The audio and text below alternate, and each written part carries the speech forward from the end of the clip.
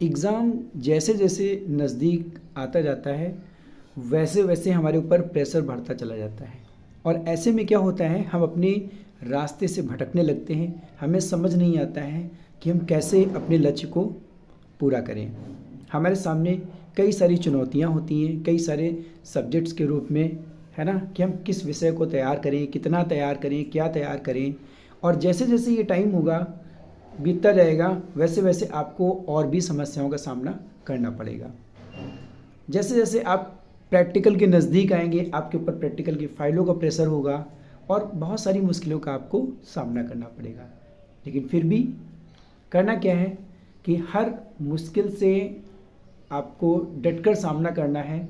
ये जो मुश्किलें हैं ना, ये जो चुनौती हैं, यही चुनौतियां आपको सफलता दिलाएंगी। आपको डरना नहीं है, पूरे मन से बिना डरे हुए एकदम निश्चिंत होकर के बिना टेंशन लिए आपको अपनी तैयारी में लगे रहना है और बस कुछ नहीं करना है। आपको सिर्फ एक काम करना है, अपने सब्जेक्ट को टाइम देना है। सबसे इम्पॉर्टेंट है टाइम।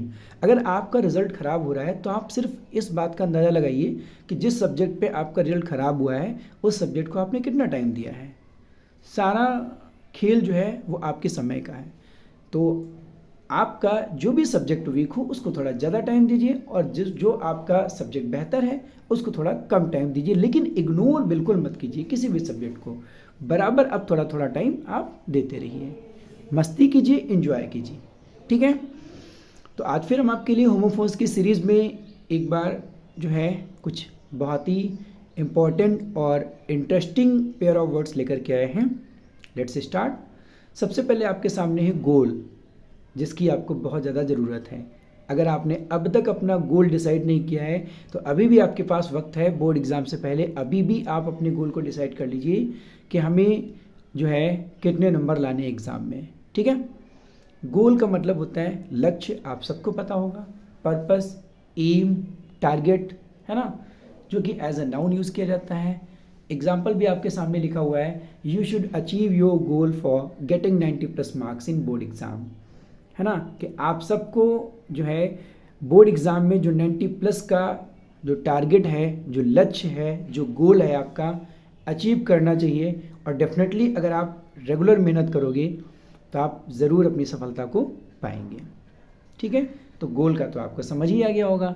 फिर नेक्स्ट वर्ड है आपको आपके सामने GAOL। देखिए वो जो गोल है और ये जो GAOL है, ये दोनों वर्ड आपको बहुत कंफ्यूज करेंगे, क्योंकि जब भी ये सामने आते हैं तो आपको ये कंफ्यूज करने के लिए ही पेपर में पूछे जाते हैं।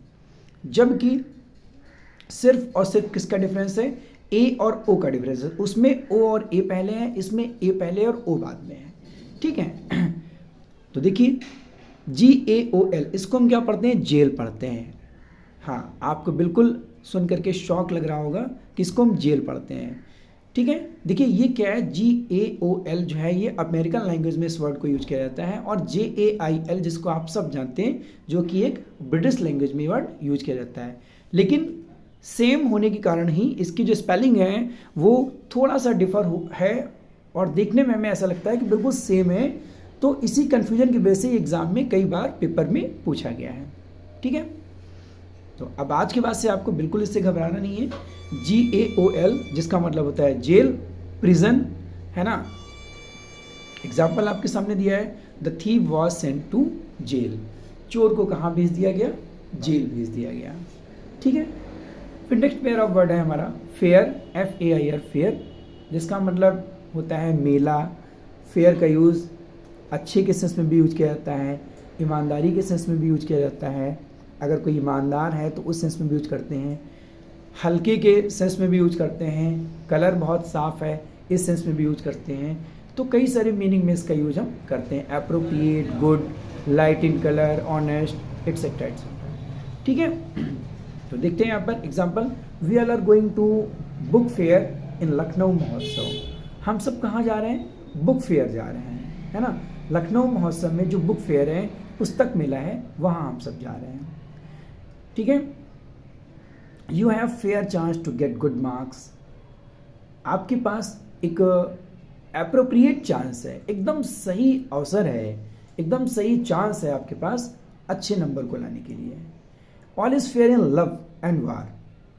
आपने ये लाइन तो सुनी होगी, कहते हैं कि प्रेम और जंग में सब कुछ जाएगा, है ना।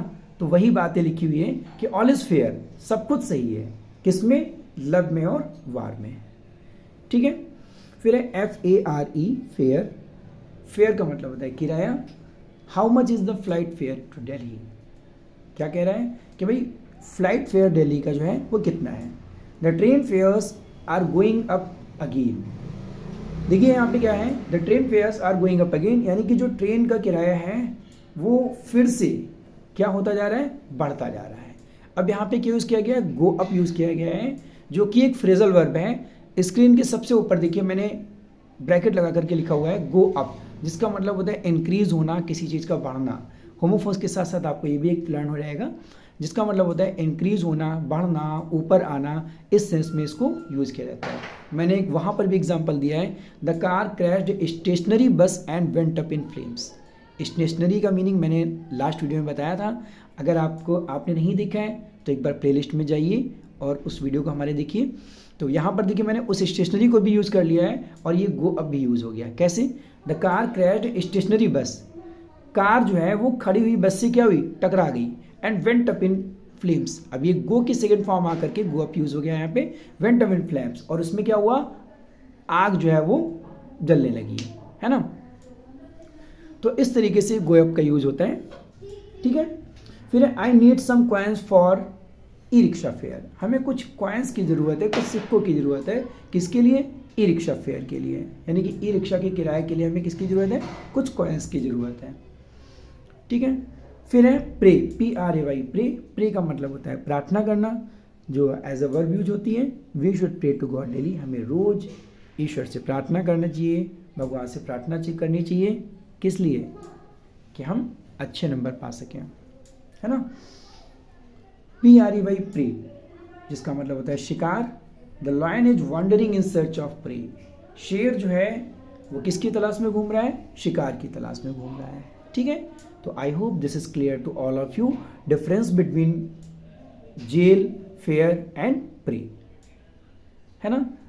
अगर आपको हमारा वीडियो अच्छा लगा है तो आप लाइक कीजिए, शेयर कीजिए, और हमारे चैनल को अगर आपने अब तक सब्सक्राइब नहीं किया है तो सब्सक्राइब कीजिए। और हाँ, डिस्क्रिप्शन में जो है टेलीग्राम का लिंक दिया है हमारे चैनल के, उस पर आप जरूर ज्वाइन हो जाइए, क्योंकि जैसे ही आपकी होमोफोन्स की सीरीज कंप्लीट होगी तो 1-2 क्विज आपको होमोफोन्स की डेफिनेटली वहाँ पर देने वाले हैं, और इसी तरीके से आपको और भी अच्छी वीडियोस मिलते रहेंगे। Thanks for watching.